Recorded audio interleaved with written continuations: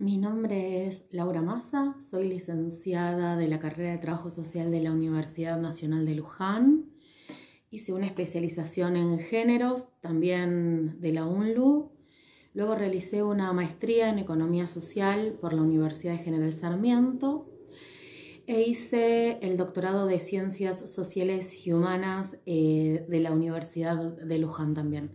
Actualmente soy profesora e investigadora de las universidades de Luján y en la Facultad de Trabajo Social de La Plata, y he trabajado en distintos espacios socioocupacionales a lo largo de mi trayectoria profesional en las áreas de género, salud, niñez, economía social, capacitación, tanto como parte de equipos técnicos como desarrollando tareas de gestión.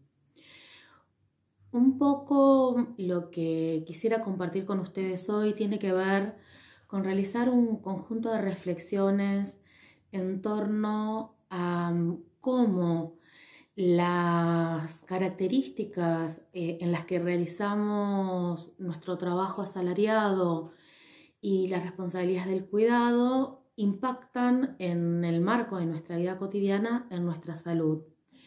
Y para eso quisiera tomar algunos aportes desarrollados en mi tesis doctoral en torno a cómo, para comprender las estrategias de reproducción social desarrolladas por mujeres pobres, es importante tener en cuenta, reconstruir analíticamente tres elementos. Por un lado, la informalidad laboral; por otro lado, la feminización de la pobreza; y en tercer lugar, todas las cuestiones vinculadas a la responsabilidad de los cuidados.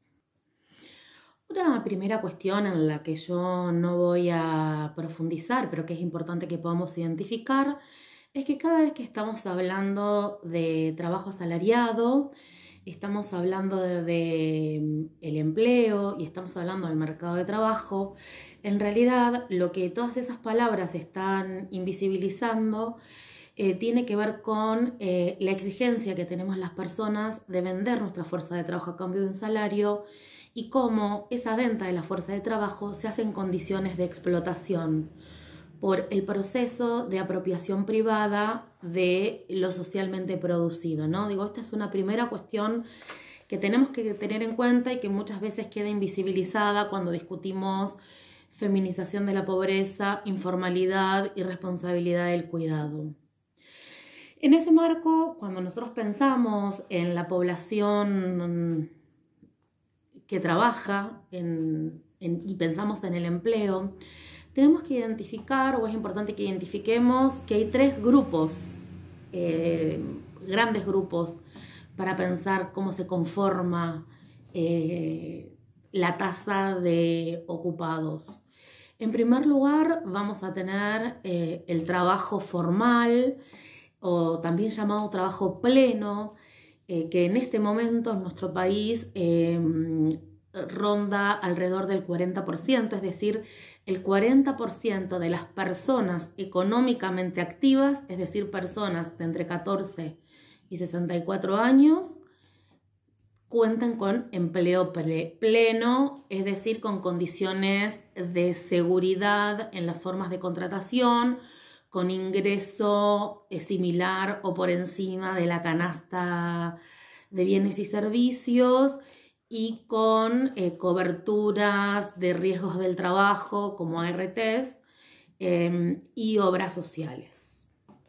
Un segundo grupo de personas podemos identificarlas como los desempleados y desempleadas, que hace referencia, digamos, a lo que desde el marxismo se conoce con el nombre de ejército industrial de reserva, y que son este conjunto de personas que, requiriendo la necesidad de contar con un salario para satisfacer sus necesidades, no logra colocar su fuerza de trabajo en el mercado para ser vendida. Y en este momento en nuestro país el desempleo ronda en alrededor del 10%. ¿Qué pasa con el 50% restante? El 50% restante forma parte de lo que se conoce con el nombre de trabajo informal.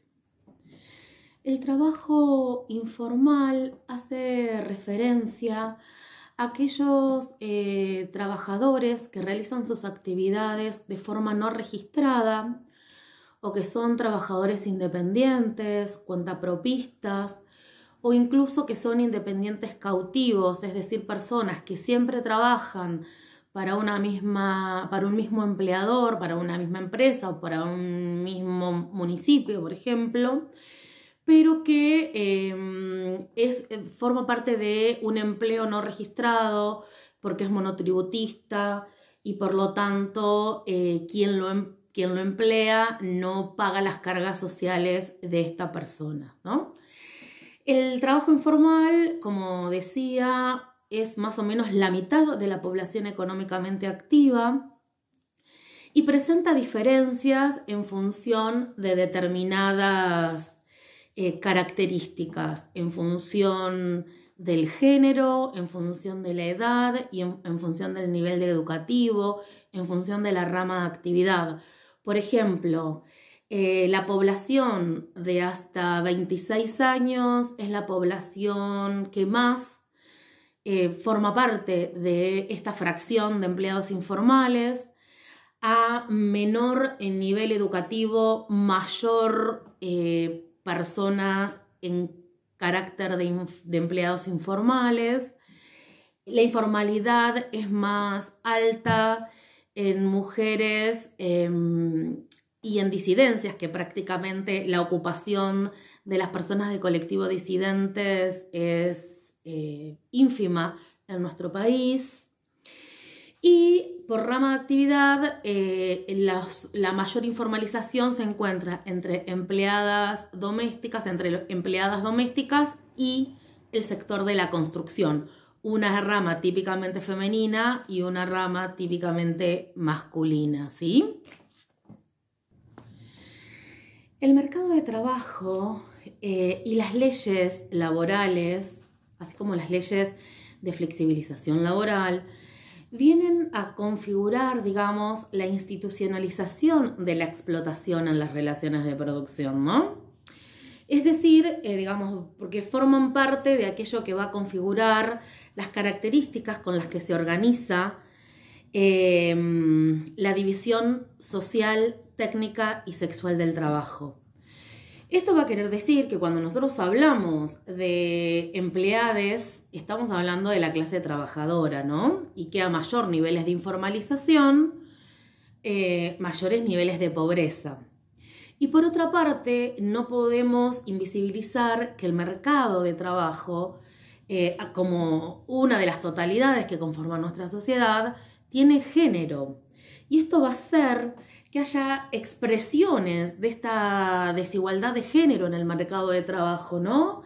Lo que se conoce con el nombre de piso pegajoso, techo de cristal, menor salario por igual trabajo, mayor porcentaje de informalidad, mayores situaciones de acoso laboral, son características que van a impactar de forma diferencial y negativamente en mujeres y disidencias respecto de varones. Bien.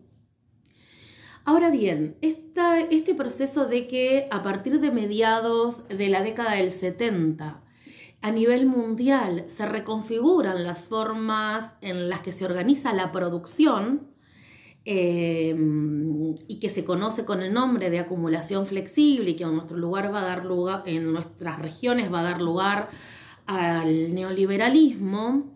Una de las expresiones más contundentes, una nueva manifestación de la cuestión social, tiene que ver con el aumento del desempleo, de la informalidad y de la precarización laboral.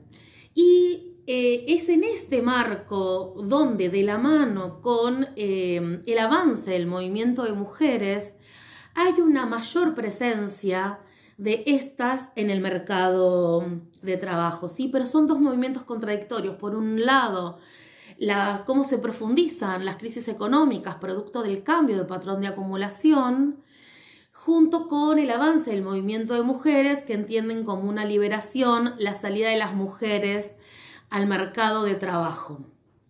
Esto sumado a otros procesos como la legalización del divorcio y esta independencia económica de las mujeres va a generar, dice la economía feminista, van a generar que también haya una mayor ocurrencia, ¿sí?, de hogares monoparentales, donde en la separación de parejas heterosexuales, las mujeres van a ser quien queden a cargo de les hijes. Esta combinación entonces de salida de las mujeres del ámbito doméstico y su inserción en el mercado de trabajo con estas características que dijimos antes, esta asunción además de la permanencia del desarrollo de las actividades propias de cuidado y de socialización y crianza y responsabilidad de les hijes y de las actividades domésticas, es decir, lo que se conoce como trabajo reproductivo, ¿sí?, va a dar lugar a lo que se llama doble, triple jornada laboral. Sumado esto a los procesos de empobrecimiento a nivel mundial de las distintas fracciones, de los distintos sectores que conforman la clase trabajadora, dieron lugar a una expresión particularizada de la cuestión social, que es la feminización de la pobreza.